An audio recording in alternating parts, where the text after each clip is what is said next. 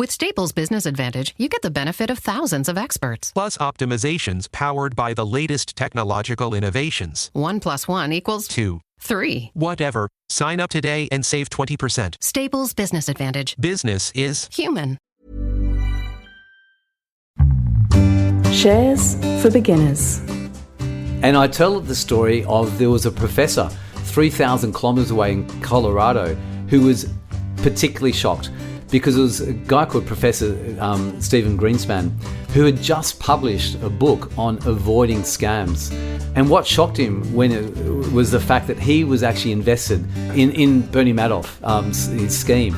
And so with great humour, he wrote an article later saying how I got scammed by Bernie Madoff.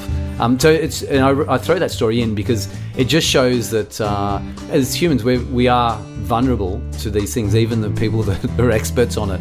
G'day and welcome back to Shares for Beginners. I'm Phil Muscatello.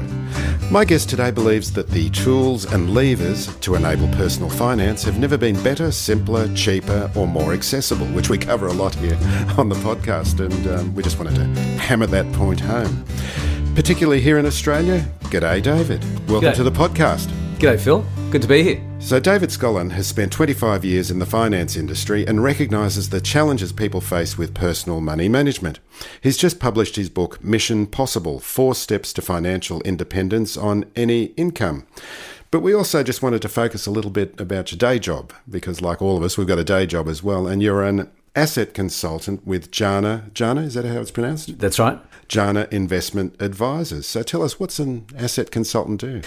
An asset consultant basically helps the big institutions that are investing money on behalf of millions of people. So like insurance companies, super funds, charities, endowments. Yeah. And we help them with everything to do with the investing side.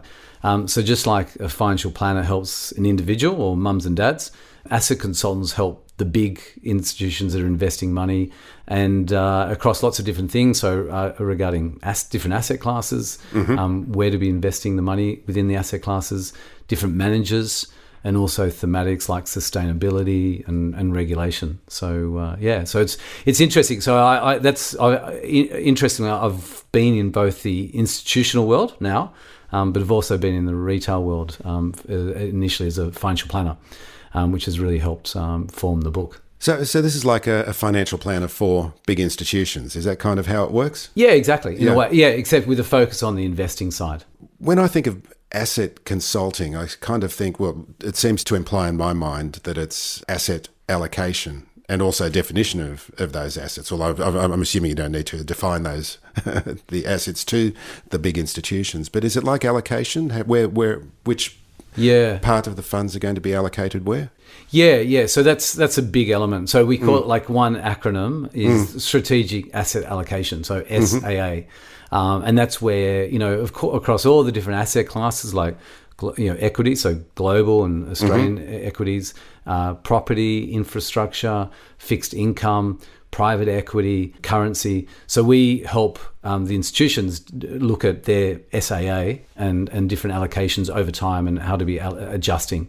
On behalf of people who are most probably listening to this podcast as well. Yeah, that's right. Yeah. So the end beneficiaries of our clients are just everyday people in the street. Mm-hmm. So tell us about the book and how it's going. You've had some good feedback, I believe. Yeah, the book's been great. It's a really interesting process to go through writing a book as someone who had never thought of writing one. But, I spoke to my boss a couple of years ago and just said how I would like to have a shot at it. Just knowing the challenges regarding personal finance and having both retail and the institutional side, and you learn from both sides. And I guess being really, frustrated in some cases and sad in some cases, seeing, people being pushed down the wrong direction through bad information, or some people being scammed. And I thought, well, rather than sort of just whinge about it and complain, do something about it. And I thought a book's the right medium in terms of being a nice balance. It's a few hours read for a lifelong topic, an important topic, and a good balance between, a 30-second TikTok video and years of formal study. So that's why I wrote the book. Yeah.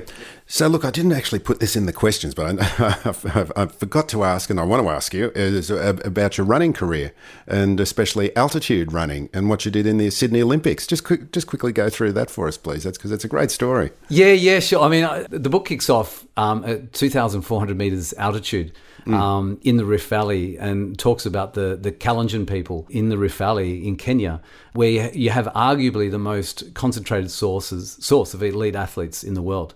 In this case, middle distance running. And I tell the story because it's a good lesson in terms of, realizing that things like, sport comes down to balancing a few factors rather than trying to find the secret to one secret. And likewise when it comes to personal finance and financial independence, rather than relying on one secret thing like just being an investment guru or just earning a big income or saving everything you've got, it's actually a balance of lots of things. Now, and that's where your question about my sporting career, and I use that word carefully, but I got there because I had this sort of challenge. I gave this challenge to myself to try and get to the Olympics. And I want to be super clear. I actually didn't get there, but I remember being in the Circuit of the Quay when the Sydney Olympics was announced, and I thought it was 7 years. So it was 1993. And I thought, I'm going to go for, I've got 7 years to train for it. I'll catch the bus out to the final if I get there. And I went on this challenge and fell short. I went to the trials 4 weeks before the Olympics started. But it was an amazing journey and included getting to the Rift Valley and training at the national training camp with the Kenyans. Yeah. There's plenty of sporting analogies in this business, isn't there? Yeah. So let's go through the 4 steps. Take us through the 4 steps of the book. Yeah, so, I mean, the subtitle of the book is, 4 steps to financial independence. So the 4 steps are earn more than you spend and then invest the rest well over time. That's not spend less than you earn? No. Yeah, I know. That's a subtle difference, isn't it? Yeah, I wanted to, because I want to be, it's more positive in terms of just if you really want to spend, just make sure you're earning more than what you're spending. Mm-hmm. Sorry, I derailed you there. Yeah, no problem. And then, step 3 is plan for property, which, I wish it wasn't there, but in Australia, just the nature of the property market here and the cost of it, that we do need to plan for it. And then step 4 is cover risks, which sounds a bit boring, but you can do all the best things in the world, but if something unexpected happens, it can bring your whole work and effort undone. So that's why I cover that. And, I call it the world's shortest and simplest financial plan, because it's so short, 16 words.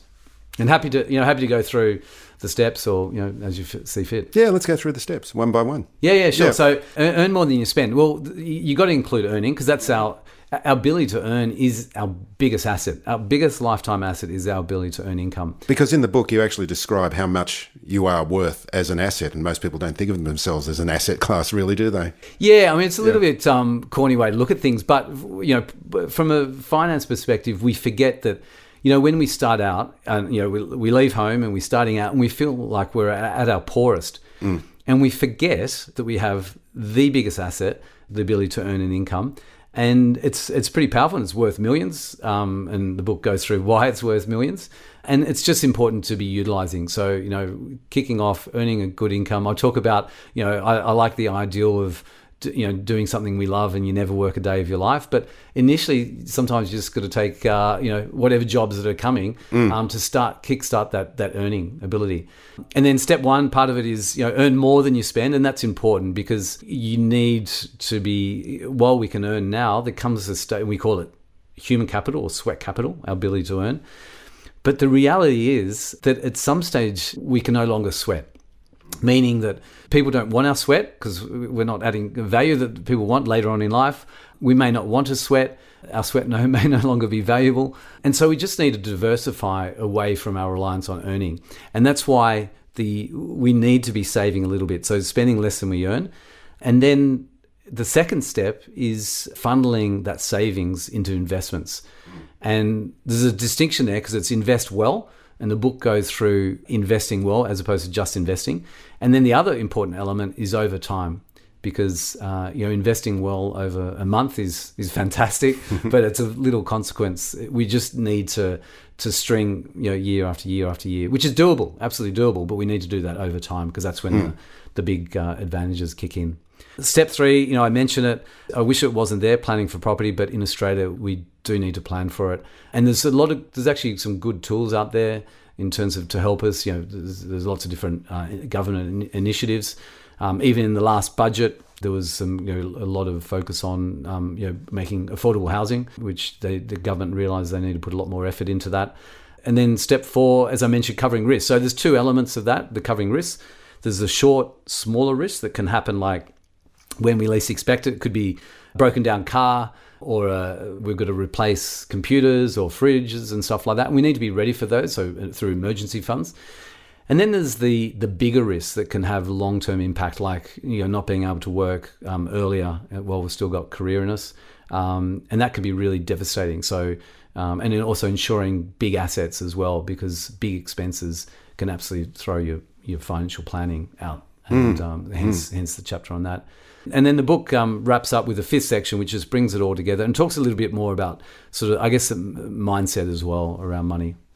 So this is the kind of thing that someone going to a financial planner would be discussing, or hopefully would be discussing with a financial planner. But do you believe that they're actually getting this kind of good distilled wisdom, or are they just looking for an answer and say, okay, well, we'll just hand everything over to you, look after us? Yeah, great question. There's a few things in that. Firstly, advice is great, but it's going to be harder to come by because a lot of advisors have left the industry for all different reasons. I can't believe I think it's less than 15,000 advisors for the whole of Australia at this point in time. Yeah. I mean, I know a lot of advisors, and they've got waiting lists, and they just can't see everyone. So the book, in a way, prepares people for later in life when they need, things are more complicated and they want to go and see a planner. In some ways, the book sets them up so that when they see a planner, that the planner doesn't have to go and deal with the more fundamental things. That you're aware of what you're spending, you're aware of where your super is. And I liken it to a Sherpa. Like, if you're climbing to Everest and you're starting from sea level, initially you don't need a Sherpa. I mean, you just do the work yourself. You do, you read the book and you do the work yourself. And at some stage, things become more complicated or difficult, and you need a guide in an advisor, but you don't necessarily need it the whole way. You had to get permission from friends of the podcast, Warren and Charlie. We know who we're talking about there. Is that for quotes in the book? Was that why you had to get in touch, or what was the story? Yeah. Do you know, I was a total novice to writing a book, but the rules in Australia, the copyright rules are really strict relative to some other countries. Yeah. And so you need to write out to every person, get permission, and in a certain format to get permission. Mm-hmm. And it was about over 20 to write out to: Gloria Steinem, Jim Carrey, the producer of Kenny, and also Warren and Charlie. I could get to everyone through either social media or get their email address, but you can't get Warren and Charlie's. In fact, if any of your audience want to go and check out Berkshire Hathaway's website, it's something from the 90s. And I just couldn't find an email address. So I found the address in Omaha, Nebraska. And so I had to go and get a stamp, an old school, snail mail, and write out. And it was during COVID, and I didn't know if I'm going to hear back from them.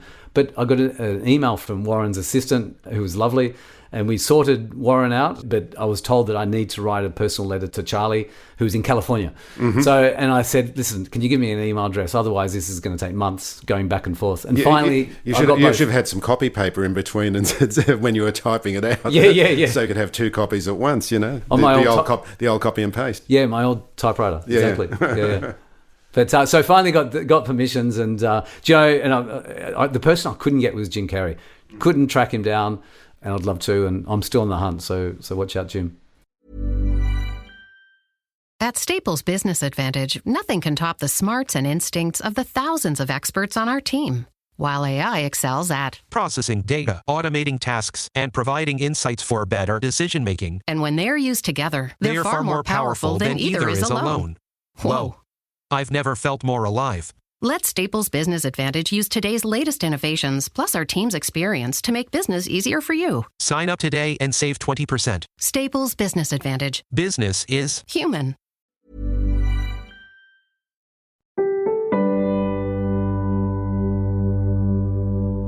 So you focus on some of the mistaken beliefs that hold people back. What are the 3 common investing fallacies? Yeah, so there's a whole chapter on Invest 101, which deals with the fallacies. And I threw them in because I've mentioned that investing is such an important element. Mm-hmm. And so the 3, and I wanted to ensure that anyone that didn't feel comfortable wasn't investing to get over some of the typical misunderstandings. And the first one is investing is easy. And I used Charlie Munger's quote. He's got a great quote. He's in his late 90s now and Warren Buffett's partner. And he's a pretty blunt sort of person. And he said, the quote is, anyone that thinks investing is easy is stupid. And I put that out there because it's arguably the most competitive field in the world. And maybe your audience can write in and test that and suggest other competitive fields. But from what I get to see these smarts that come and visit in our office, because investing attracts the smarts. Money attracts smarts. It's a real challenge and an intellectual challenge, and so it attracts lots of smart people. And I wanted to, I guess, put that in there. I use the analogy. It's like getting on a horse, thinking it's a docile Shetland pony, but you're getting on a wild Brumby. Mm-hmm. And wild Brumbies can be great. They can take you long distances. It can be a hell of a ride. But if you're thinking you're getting on a Shetland pony, you're going to be thrown off straight away, and it could be a lifelong injury, and you'll never get back on. So I wanted to deal with that fallacy. The second is that investing is not for me. And I throw in lots of different excuses that people have, like, I don't have the background, I don't have the smarts, it's too complicated, it's too confusing, it's too boring. It's only for rich people. It's only for rich people. Mm-hmm. And I tried to think of everything, because we happen to live in a time when the excuse is no longer irrelevant, and we can throw out a lot of the complexity. So it doesn't matter about your background, you can invest. In fact, people are investing through their super. And then the third one is that investing is too hard. And I want to deal with that because, to my earlier point, that we live in a time where you can throw away a lot of the complexity. And so investing is more accessible. And I think your opening line, that I mentioned, is more accessible, never been cheaper, more accessible, easier, and more effective. So someone coming to markets for the first time, or coming to investing for the first time, where would you suggest they start, especially if they haven't got a lot of money? Yeah, well, and I want to, it's interesting what you said in coming to investments for the first time. One thing I want to point out, because I spoke to a lot of young people who had read the book, and a lot of them said, we're not investors. And I said, well, are you in superannuation? And they were. And I said, well, you're an investor. And I make that point clearly because people can spend, years thinking I'm not an investor when they are. And it's interesting that we're in a situation, because of the Australian super system, that teenagers who are working and starting to earn super are often accessing a far more sophisticated investor than their parents, or even so-called sophisticated investors, like the formal definition of a sophisticated investor. And the amazing thing is that neither the teenager, the parents, or the sophisticated investors actually know this. And so just wanted to throw that out there. No, it's actually a good point, because that's the thing, is we are all investors, and it's good to look at super that way, because I think it just changes your mindset when you realise, well, okay, maybe I am an investor, and that's what a lot of people just need, to have that little switch thrown. Yeah, exactly. So, people go, I'm not invested in property. Well, actually, you are through super. I'm not invested in blockchain technology. Well, you are through super, because a lot of the big organizations are taking on this, using this technology. Some are invested in some form of private equity that we as individuals could never access. We're invested in infrastructure projects that none of us could access. Even the wealthiest individuals in Australia couldn't access. And I think it's also valuable for them to understand that these are what are called asset classes, and what these asset classes mean. And hopefully they will move not in tandem with each other during market ups and downs. Yeah, and that's the job of the portfolio managers and the chief investment officers, to be working all that complexity out on our behalf. Mm-hmm. And I meet these people, and they're super smart. And you're consulting with them as well. Yeah, I am. And we get to see the smarts, which is a real advantage, that to have comfort of how that is being invested, accessing stuff that I can't as an individual access. But there's also a chapter investing outside of super. These days we've got to be careful in terms of pushing people in certain product directions. Yeah. But I go through the different main investment classes and talk about ETFs in terms of, you asked about the starting point. ETFs is an innovation that people from a few generations ago couldn't have even imagined. And it's allowing us to access thousands of different investments and not having to do any of the research. All the complexity is taken care of by the provider, and we access it for a few cents every $100.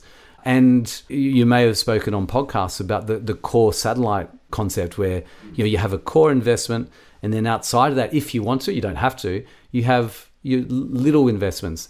So going back to your question, a core outside of super, ETFs, everyone would advocate. Anyone with good knowledge advocates it. Warren Buffett, he says... certain types of ETFs, let's be clear about this. Yeah, thanks, Phil. So I'm talking about index ETFs as a core. So index ETFs, the reason why I say that is there's transparency. You know what you're investing in, and they're well-known providers that are reliable. And so, good distinction. But Warren Buffett talks about it. If you're not interested, unless you're super interested in Berkshire Hathaway, he keeps saying index ETFs.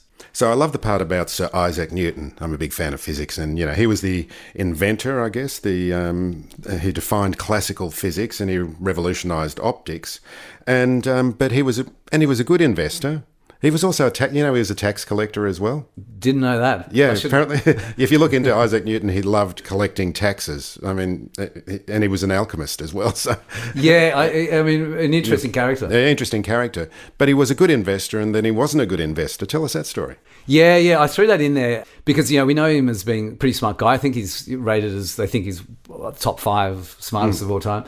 But he excelled in the field of physics, where there's reliable rules in physics, and then when you switch into investing, there's not fully reliable rules because it's a chaotic system because humans are involved, and when humans are involved, there's emotion. And so while he had his IQ, his very high IQ, he wasn't prepared on the emotional side, I think, with the investing. I didn't get to interview him on it, but he, there's this great story about the South Sea Company. So in the early 1700s, where it received so much attention. It wasn't earning any revenue, but there was a real mania about it because of the opportunity down the track. And he invested in it, and he saw that people were just pushing the price up, and he got out. And he made 100% profit, so millions apparently in today's dollars. And then he watched it continue to go up higher and higher. And he had this massive dose of FOMO, of missing out. And so he got back in. And he got back in at the peak. And then it just collapsed.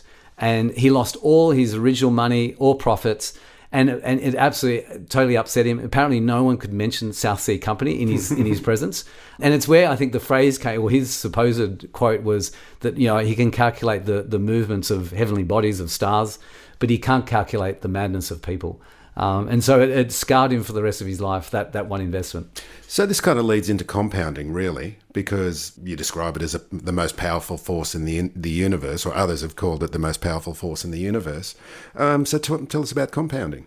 Yeah. So I throw that in as well because it is such an important element to investing. And the interesting thing about compounding is it's just not intuitive. Like even the smartest of people, it's not intuitive because of its power. And when we talk about compounding, we're referring to, on a finance sense, the earning on your principal, on your original investment, earnings on that, plus earnings on the principal and the earnings year after year after year, which compounds and becomes the most powerful force in the universe.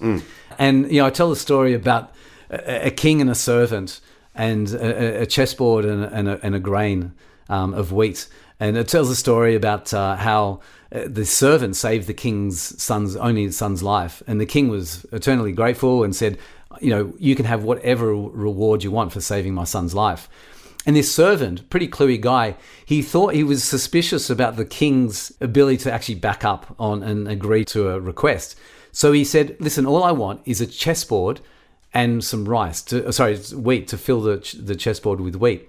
And the king thought, well, what a foolish servant I've got. No wonder I'm king and he's a servant. And he said, absolutely, I'll deliver on your request. So he handed it over, and the servant said, no, I want you to fill it out. All I want you to do is put a grain of wheat on the first square and double every subsequent squares over the 64 squares. And the king said, sure. He got another servant to dish it out. And the king was thinking, again, how foolish my servant. But then at some stage, into the 4th row or the 5th row, he started to realize, actually, this is going to be a lot of wheat.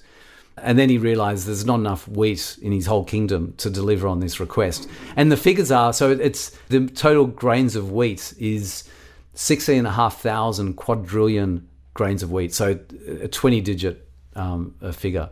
And it just exemplifies, it's a story that exemplifies that it's not obvious. And I related the 64 squares to our long-term investing. And that if you've been investing for the first row for the first 8 years, it's not going to feel significant. It's guaranteed not to feel significant, even in the next 8 years, even the next.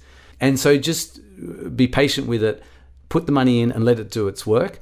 And to really try and dissuade people from getting frustrated and starting off afresh on square one. Just let it do its work and the magic kicks in. So have you got any stories? The book's full of lots of great stories and anecdotes. Share a couple of your favourite ones. Yeah, I mean, I threw lots. Just personal finance can be sometimes dull, but actually, there's heaps of amazing stories when it comes to money, and we're actually seeing a lot of them pop up in documentaries and series on Netflix. You got the Tindler Swindler, the Fire Festival that never happened, Anna Sorokin of inventing Anna fame. So there's lots of great stories, and I threw some of them in the book. One of the interesting ones was, I speak about scams and how to try and avoid them. And I talk about the original Charles Ponzi, but also the biggest Ponzi scheme of all time, which concerned Bernie Madoff. It's an amazing story because Bernie Madoff was hugely respected in the finance industry. And people were stumbling over to give him money. But it was, as we all know now, it was the biggest Ponzi scheme of all time. So, he's taking money from new people and giving it back to existing investors to keep the scheme going. He told his sons, who didn't even know about it. They worked in the business. They didn't know about it. And they were obliged to actually tell on him. So the FBI picked him up. And the New York and the finance industry were totally shocked that this guy was scheming. And I tell the story of, there was a professor 3,000 kilometers away in Colorado who was particularly shocked because it was a guy called Professor Stephen Greenspan who had just published a book on avoiding scams. And what shocked him was the fact that he was actually invested in Bernie Madoff, his scheme. And so with great humor, he wrote an article later saying how I got scammed by Bernie Madoff. I throw that story in because it just shows that, as humans, we are vulnerable to these things, even the people that are experts on it. And so I just, really try and get people to exercise caution and have a bit of a framework around how to do that. So you've got some pretty heavyweight testimonials for the book. And how did you get Howard Marks, Morgan Housel and William Bernstein, who are like, Djokovic, Federer and Nadal, recommending a tennis player? So how did you go about getting those sort of testimonials? They are, there's some, in the financing world, they're not necessarily well-known household figures, but in the financing writing world, they're big figures in the US. And I just reached out to them through social media, for Morgan Housel and William Bernstein. And I just sent them the first 500 words, and they must have enough inquisitive minds where they read it and they thought, this is interesting. And they were happy to look at it and wrote some lovely words. And Howard Marks did a personal video as well. And he wrote some long feedback. It was really touching because, as you say, it's like getting Federer, Nadal, and Djokovic to have a look at your poor tennis form. And so it was nice. Yeah. So what did they say? Just tell us one of the nice things. Yeah, I mean, I think, on the front of the book is from Howard Marks, everyone can benefit from reading this book. Great testimonial. yeah, that's why it's on the front. I mean, I knew it's funny. There's another Howard Marks who's Mr. Nice. So some people are familiar with. Oh yeah, I read the book. I remember reading the book years ago. yeah. He's sadly he's no longer with us, so I couldn't get his testimonial. Yeah, but it's not quite the business we all want to be in. No, people can search that one up. But not everyone knows about Howard. But Warren Buffett's written only 2 testimonials for people: Jack Bogle and Howard Marks for their books. So it had to go to the front. So how can listeners find out more about you and about the book? And I guess it's available in all good bookstores. Yeah. So you can access it on normal, Amazon and Booktopia and the like. There's also, you can access it if you want a signed copy through the actual book's website, so missionpossiblebook.com.au. If you want to stay in touch, there's a newsletter. I only do it once a month. I just think there's so much noise out there. I try and keep it short and just once a month for those that want to follow. And I can leave a discount code for listeners if they want a discount on a signed copy. Oh, okay. Can you tell us that now, the discount code, or do you need to work it out? No.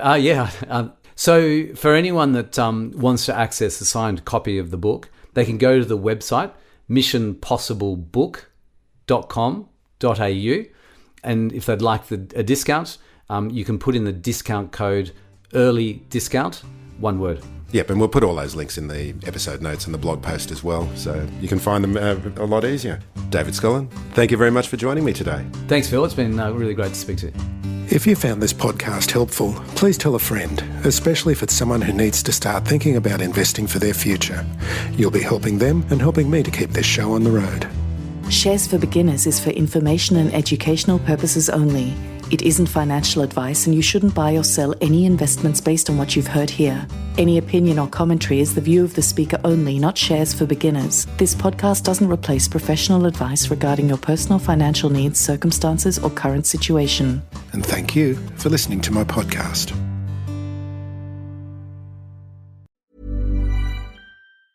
At Staples Business Advantage, our experts can help you find furniture that fits any design and budget, while AI can Recommend products based on preferences, generate 3D models for visualization, and optimize space planning for office furniture. take advantage of our team's eye for style and design. And my eye for, wait, I have no eyes. Only algorithms. Let Staples Business Advantage use today's latest innovations plus our team's experience to make furnishing an office space easier for you. Sign up today and save 20%. Staples Business Advantage. Business is Human.